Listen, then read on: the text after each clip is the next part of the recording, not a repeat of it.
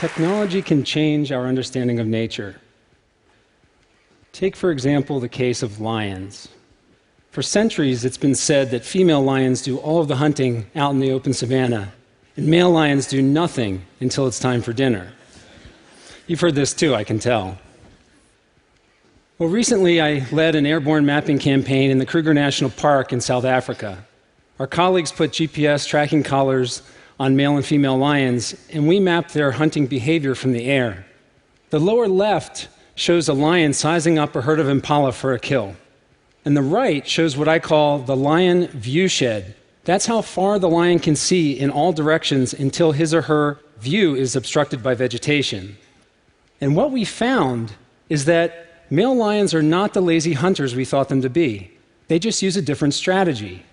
Whereas the female lions hunt out in the open savanna over long distances, usually during the day, male lions use an ambush strategy in dense vegetation and often at night. This video shows the actual hunting view sheds of male lions on the left and females on the right. Red and darker colors show more dense vegetation, and the white are wide open spaces. And this is the view shed right literally at the eye level of hunting male and female lions. All of a sudden you get a very clear understanding of the very spooky conditions under which male lions do their hunting. I bring up this example to begin because it emphasizes how little we know about nature. There's been a huge amount of work done so far to try to slow down our losses of tropical forests, and we are losing our forests at a rapid rate, as shown in red on the slide. I find it ironic that we're doing so much, yet these areas are fairly unknown to science. So how can we save what we don't understand? Now, I'm a global ecologist and an earth explorer with a background in physics and chemistry and biology and a lot of other boring subjects. But above all, I'm obsessed with what we don't know about our planet. So I created this, the Carnegie Airborne Observatory, or CAO. It may look like a plane with a fancy paint job, but I packed it with over 1,000 kilos of high-tech sensors, computers, and a very motivated staff of earth scientists and pilots. Two of our instruments are very unique. One is called an imaging spectrometer that can actually measure the chemical composition of plants as we fly over them.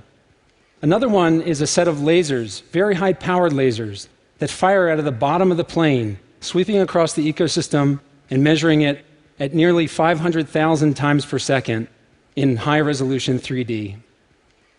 Here's an image of the Golden Gate Bridge in San Francisco, not far from where I live.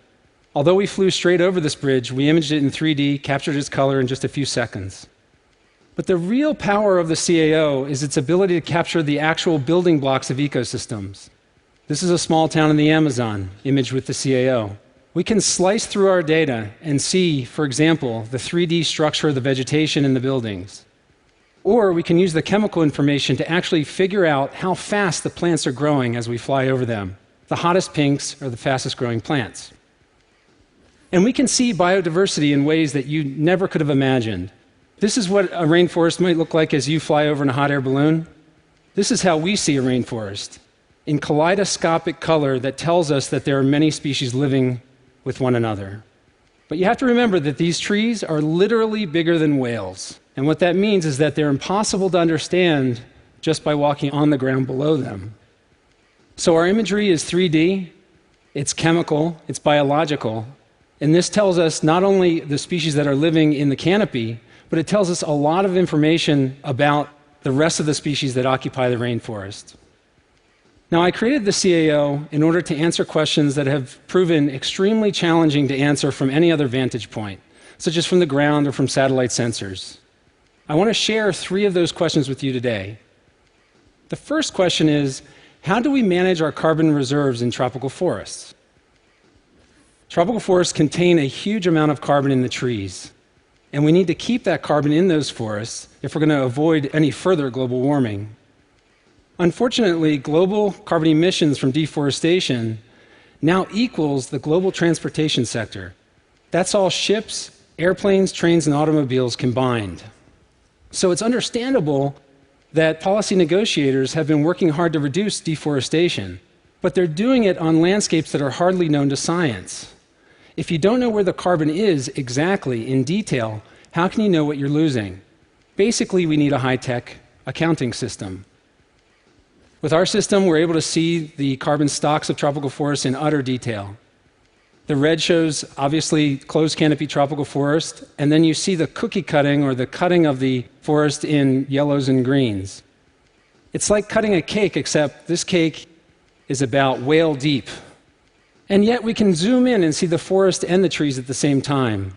And what's amazing is, even though we flew very high above this forest, later on in analysis, we can go in and actually experience the treetops, leaf by leaf, branch by branch, just as the other species that live in this forest experience it along with the trees themselves. We've been using the technology to explore and to actually put out the first carbon geographies in high resolution in faraway places like the Amazon basin and not so faraway places like the United States and Central America. What I'm going to do is I'm going to take you on a high-resolution, first-time tour of the carbon landscapes of Peru and then Panama.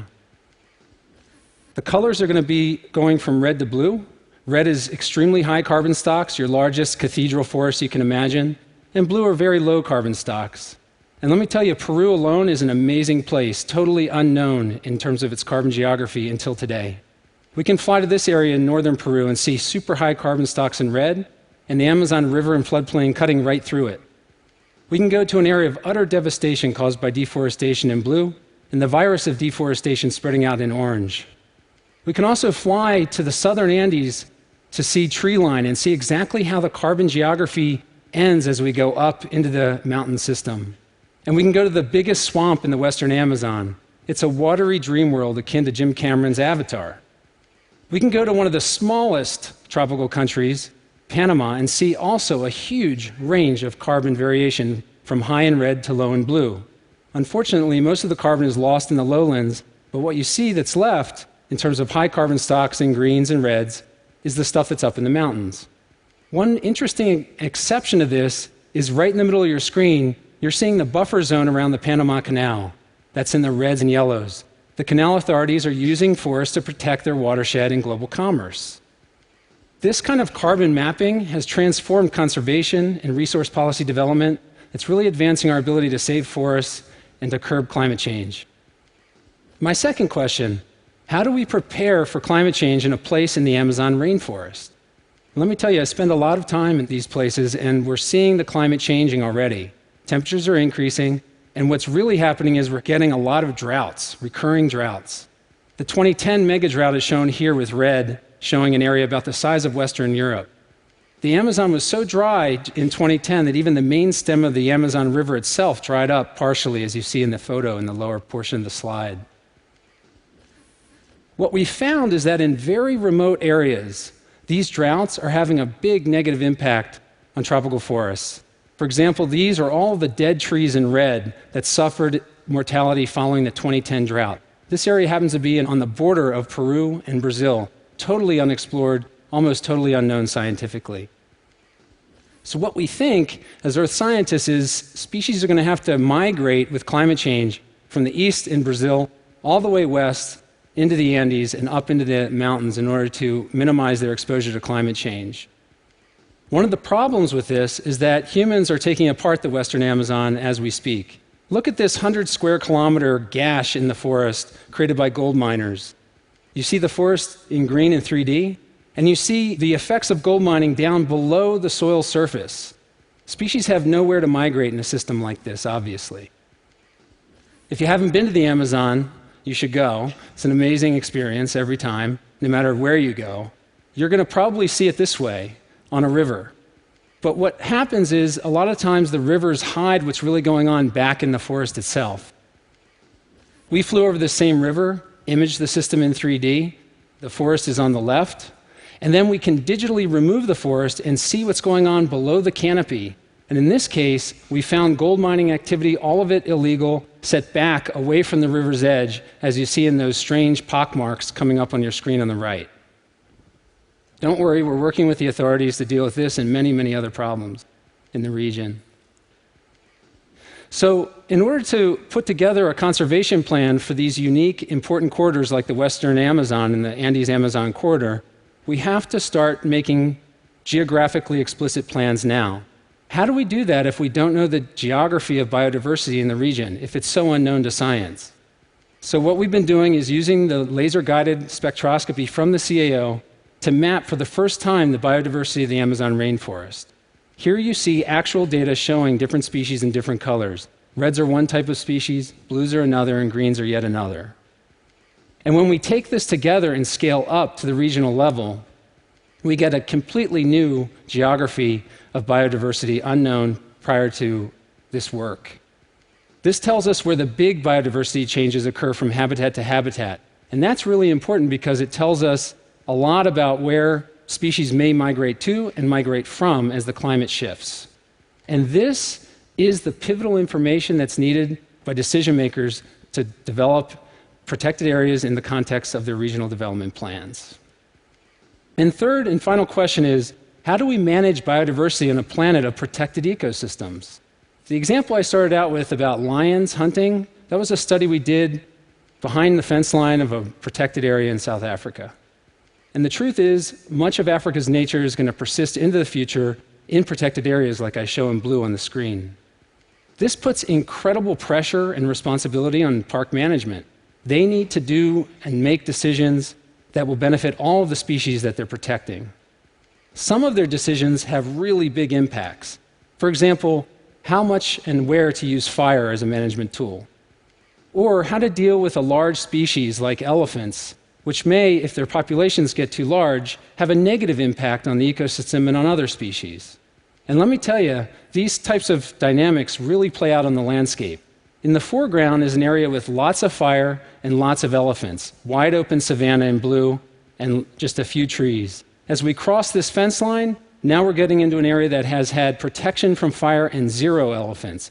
Dense vegetation, a radically different ecosystem. And in a place like Kruger, the soaring elephant densities are a real problem. I know it's a sensitive issue for many of you, and there are no easy answers with this.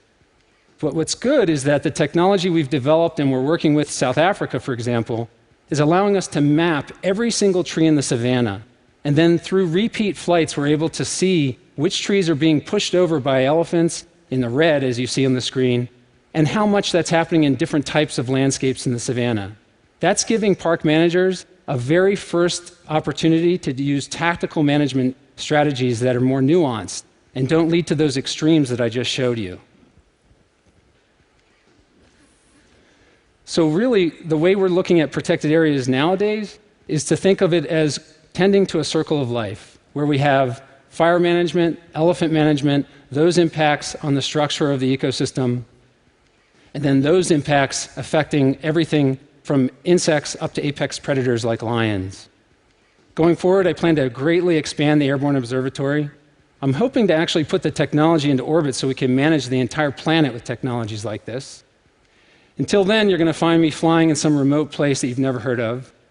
I just want to end by saying that technology is absolutely critical to managing our planet, but even more important is the understanding and wisdom to apply it. Thank you.